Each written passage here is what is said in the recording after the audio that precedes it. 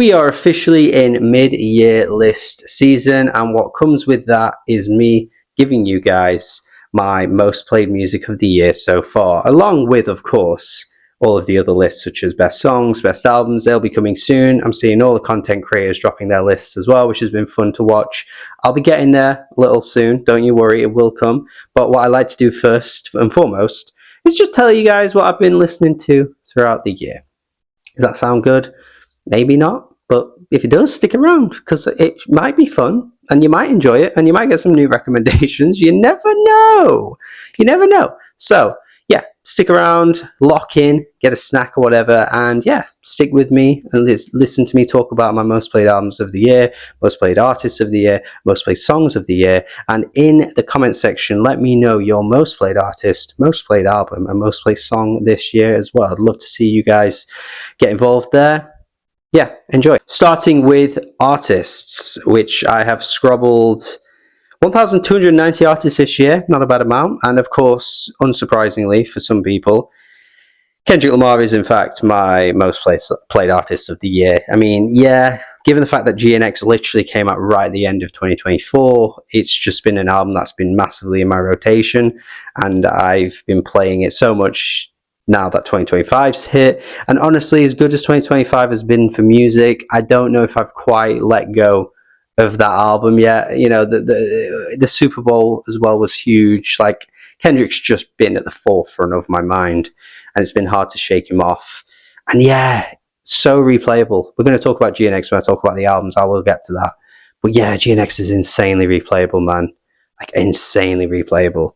We've also got Tyler, who also dropped right at the end of last year, not quite as late as Kendrick did, but yeah, kind of felt like Chromacopia was still in my rotation as 2025 hit. So a few people say that that album doesn't have replay value. I think people don't even know what that statement even means, actually, honestly. I think a lot of statements get really thrown around in music discussions that just are practically meaningless, but I don't know what you're talking about. Like, Chromacopia has a lot of replay value, more so than you could say some of his other albums, more so than you could say Call Me If You Get Lost.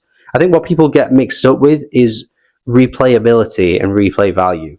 Chromacopia has a lot to unpack with the lyrics and the themes, and each listen there were little bits and bobs that I was picking out that I was like, oh yeah, like I see what he's doing with that lyric or that line or what that song represents in the grander scheme of the album. I think it's a fantastic album that does reward you with more listens, to be honest, actually. So yeah, still playing a lot of that. They're pretty much nailed on as my top two most years at the minute. See if anything else can break through. But Porter isn't far behind, 110 plays. Loving Porter Robinson. Saw him live this year too. That really helped. Little Sims dropped this year. Still think that album was a bit underwhelming, I will say that, but it was good. I liked it. And yeah, still enough for me to want to keep going back to her other stuff because she's got a lot of great albums. Clipping got one of the most overlooked albums of the year. Did not see enough love for this one. Shout out to Spectrum Pulse. So I saw him put it on his list for the mid-year. Spectrum Pulse, yeah, when it comes to like underground rap, he always kind of gets it right. And yeah, Clipping's album was fantastic. Absolutely amazing stuff. George Clanton, FK Twigs, Jay Dilla. Jay Dilla, like, you can play Donuts twice and you get like, you know, in the top 10. That's just how many tracks there are. But yeah, love Jay Dilla. Yeah, McKinley Dixon, The Weeknd, a lot of artists that you're going to see pop up did drop this year, so it's kind of obvious that they do pop up. But yeah, I mean, it tends to be from albums that I really loved. Although I didn't absolutely love The Weeknd, but I do go back to like House of Balloons, Dawn FM quite often, so it makes sense. You will also notice that my numbers, probably compared to your numbers, are relatively low. I do talk about this a lot, particularly with my friends in real life, actually. And it's just, I think, a me thing. I think I just have that much music that I love. Like, everybody here has an album, more than one album that I love. And I don't like stick at one thing. I've just always been like that when it comes to music. There's just so much out there that I would find it probably tiring and draining, and maybe would potentially get bored if I just played the same thing over and over. So yeah, these numbers, you might be thinking, this is low, but if you know me well, you'll be pretty, you know, familiar with the way I listen to music. We've also got David Bowie. Been loving some David Bowie this year. Psychedelic Porn Crumpets. Yeah, love this band. One of the best. Not, I didn't discover them this year. I did like Franzoli from 2023, I think it was. But like this was like the year. The new album I thought was great, and then going back to some of their old stuff has just kind of reignited. You know, like, oh yeah, this band is actually really good. Like they're such a good rock band, one of the better rock bands out there at the minute, I think. But yeah, people should be checking out all their albums. Seriously, it's so good. Perfume Genius, of course, dropped an album this year. Masakatsu Tagaki, another favourite of mine that tends to pop up a lot. Massively recommend most of his albums, honestly. One of the best modern classical, beautiful artists of our time, 100%. Miley Cyrus, one of the biggest shockers of the year. Just didn't think I'd ever have her anywhere near, because what we're at like 4, 8, 12. She's 16. She's in my top 20 of the year. If you'd have said that to me before the year started, I'd have laughed. And that isn't very long ago. So a lot can change in 7 months, my friend. Wow. Just what an album. I'm so impressed. By far the best thing she's ever done. Love it. Love it, love it, love it. Magdalena Bay, again, a few like remnants from last year kind of creeping up. I'm still like playing some of my favorites from last year, and they're just kind of getting through into 2025 as well. We've also got Bjork.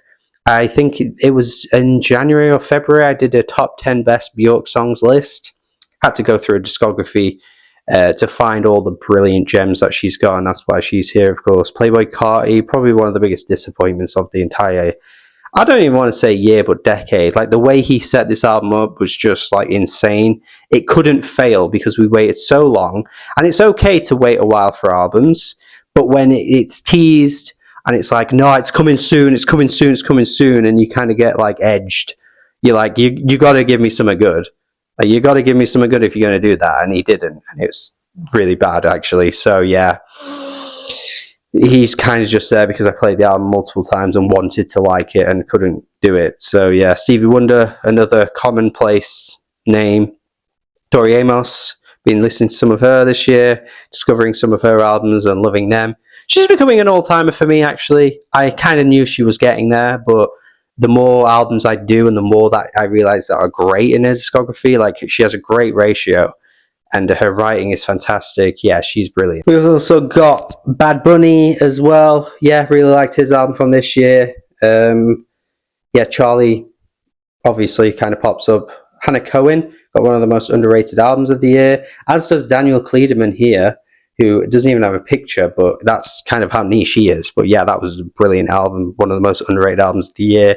Can't really do any more than tell you guys to listen to these artists because they do feel like they've gone well under the radar, but I think they've put out some of the best material that we've heard in 2025 so far. The Beatles, Kate Bush, kind of some legacy classic artists here that I just play quite a lot. Kanye kind of becoming that too now, I suppose, because nothing in recent years has been worth it. I'm not counting Donda as well. You fools that tell me that Donda's amazing are lying to me, so I'm not counting that. Yeah, Kanye's been gone for a long time. But still, I don't know. I still love graduation. I still love Yeezus. I still love Late Registration. Like I'll find it hard to ever put those albums down.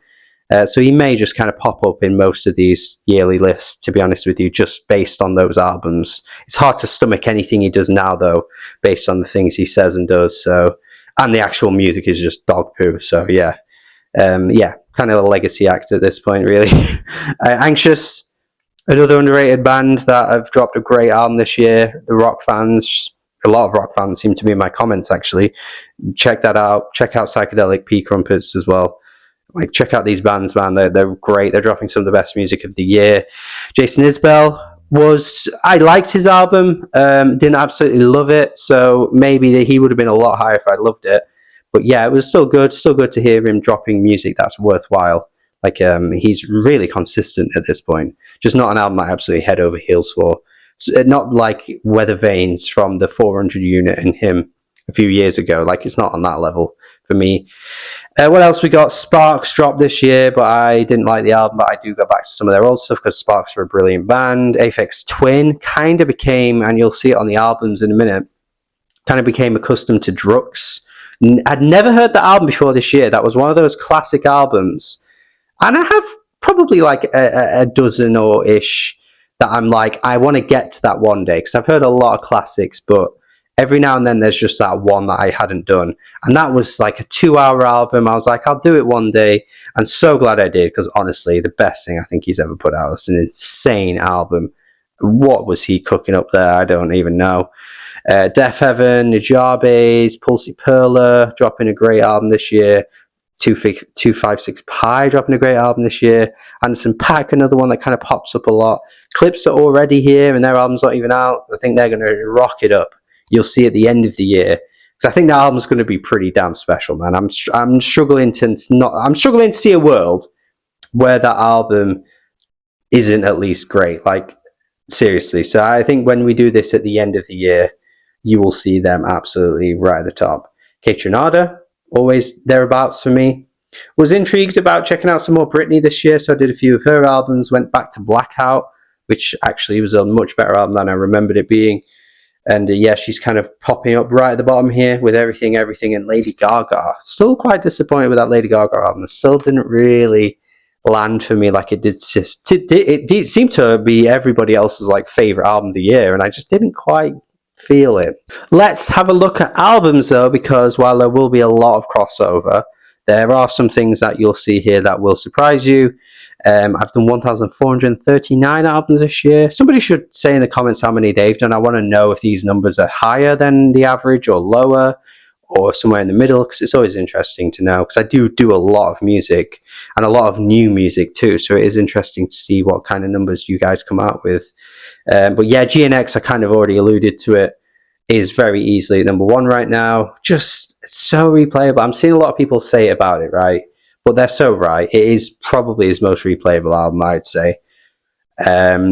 Not that doesn't mean it's his best. That doesn't mean it's got the most quality or anything like that. I'm just strictly talking what's his most replayable album, and it's GNX. You've got a lot of variety in sound. It's got the most bangers of any album. I was waiting for him to do it. Right after the beef, I even said to a few friends, I was like, I just need his next album to be just straight up bangers. Like, I think we need to move on from the beef. No more like, get that out of the way and then just drop an album of bangers. And he did. And it is just fantastic. Yeah, so easy to just stick on at any point. Go back to so many individual tracks all the time too. Yeah, man, so good. Yeah, love it. Obviously, Clipping I mentioned at the start. They're right at the top here for me. Yeah, love Dead Channel Sky. Feel like I'm a bit kind of on my own because not many people have really raved about it, but man, that shit is so good. Hurry Up Tomorrow's high up. I mean, Hurry Up Tomorrow probably will drop as the year goes on. I liked it. I said in my review I thought it was decent, but the amount of tracks it's got is probably the main reason why it's so high up. And it hasn't even got that many plays. You guys will see that my play count for these is very low. Horror, Barty Strange. Again, speaking about rock albums from this year, that's one of the best of the year for me.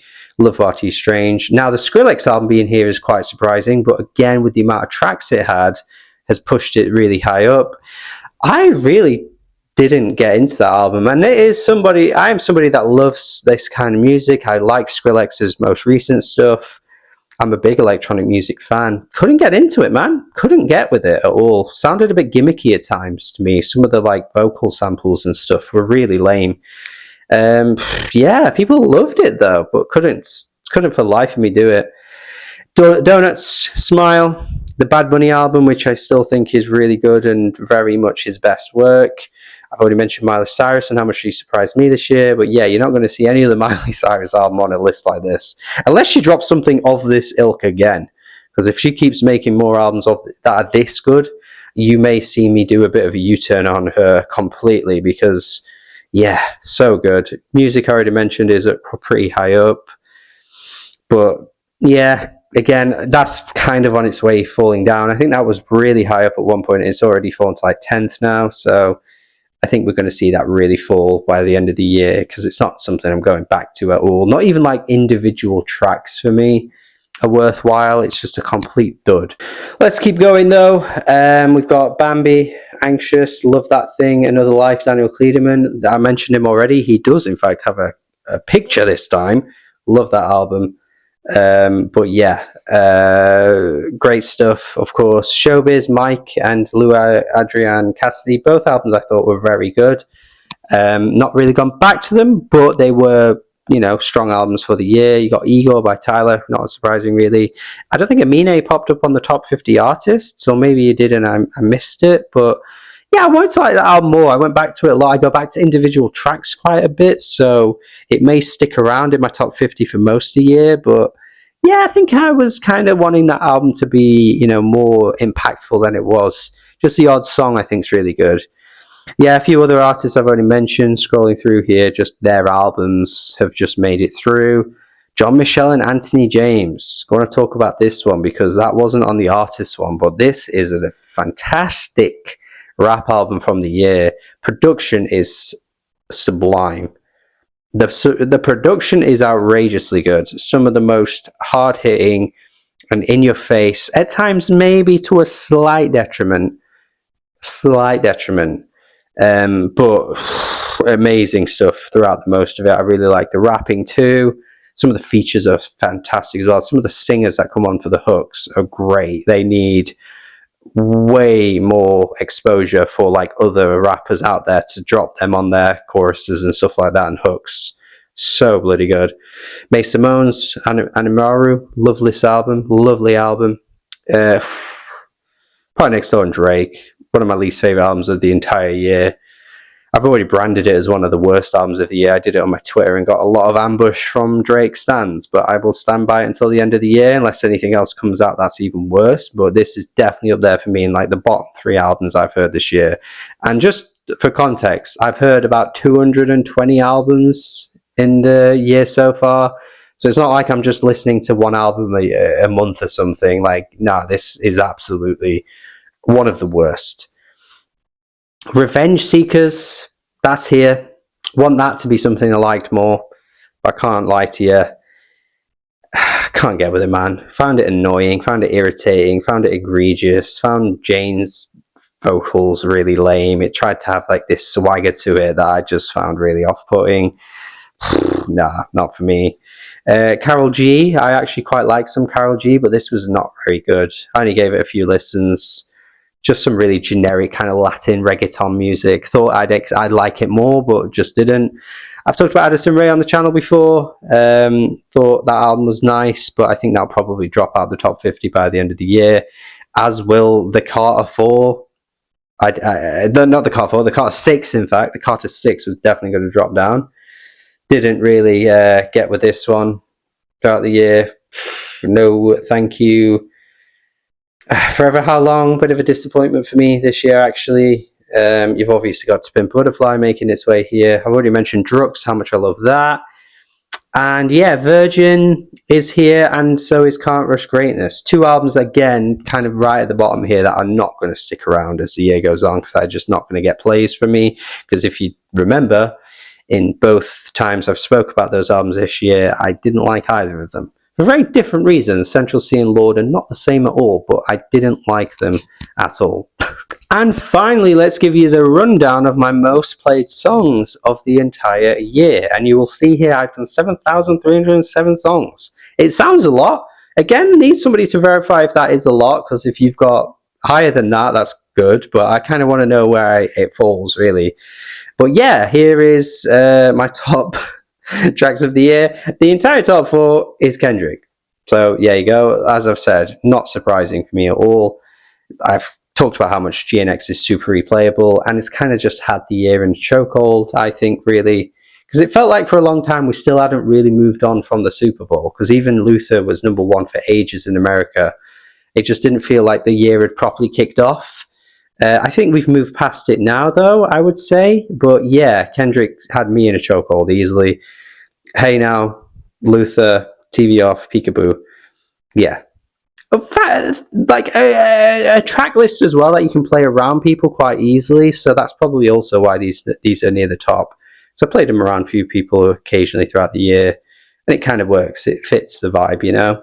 It's a Mirror is, in fact, my highest played 2025 song, though, as obviously all those are from 2024. So if those songs weren't here, obviously my most played 2025 song is in fact Perfume Genius, It's a Mirror. Love that track. One of his best ever. I did a top 10 last year for Perfume Genius, so if I were to redo that, this would be in there. Don't you worry. Love that song. Father, Jim Legacy. Need that album.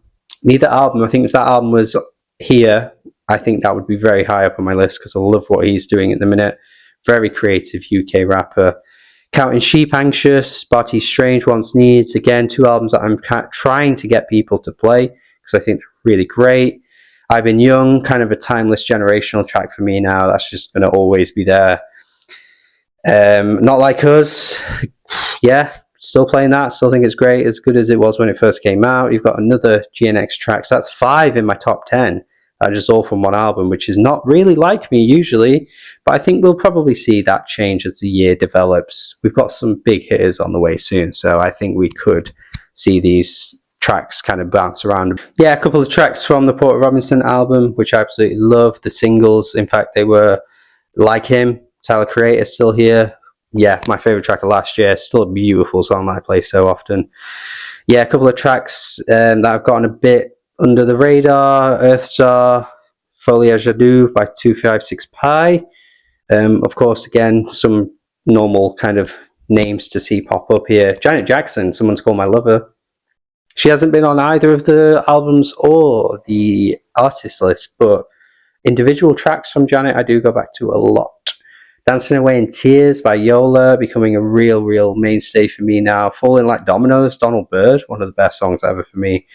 Yeah, kind of just expected songs, really. McKinley Dixon, that's the track from the album, which was a single. Something Beautiful, Miley Cyrus, Are We Still Friends? A few Tyler tracks popping up here. Yeah, I don't know. I mean, kind of a nice variety of stuff. Honestly, like there's not really one genre that's kind of pinning this all together. It's nice to see some different things popping up. Love Me Not by Raven Lenae, which has been a massive hit in the past few months. Cool to see. I mean, I loved it when it first came out. I, talked about the album last year. It was one of my favorites of 2024. Really great. Always a beautiful moment for me when an artist I've been raving about, or an artist that I've been loving, or an artist I've been kind of like wanting to see get that boost, and then they finally get it. And Raven Lenae is just having that moment right now, and I love to see that. Hopefully it gets people checking out more of her songs, though. I'd not like to see it become a one-hit wonder. But yeah, it's great to see that people have been sticking around for this track, for sure. Spelling popping up here. Love that track from that album. Thought the album overall was very good. But yeah, what else we got? Anything else here? Slide, kind of a summer anthem for me now. A bit of break-ins popping up. Kind of need some new break-ins. We got some new Aries. So we definitely going to see more of him if he drops an album this year. Oh, and rounding out the top 50, SNC by Darkside. That was a great album, man. Such a good album. And a great track that goes along with. Yeah, I mean, I'm just going to leave it there. I've given you a bit of a rundown of all of my top 50 artists, albums, and songs lists for the year of what I've listened to. These aren't official lists, obviously. But yeah, let me know in the comments what you think. Are you interested? Do you like my list for the year so far? What do you think I should have more of? Let me know. Thank you for watching as always. Share your top artist, album, and song as well in the comments, as I already said to do at the start. Would love to see you guys share those. Subscribe for more videos like this as well. We've got more mid-year lists, so stick around for those coming very soon. Have a good day. Goodbye.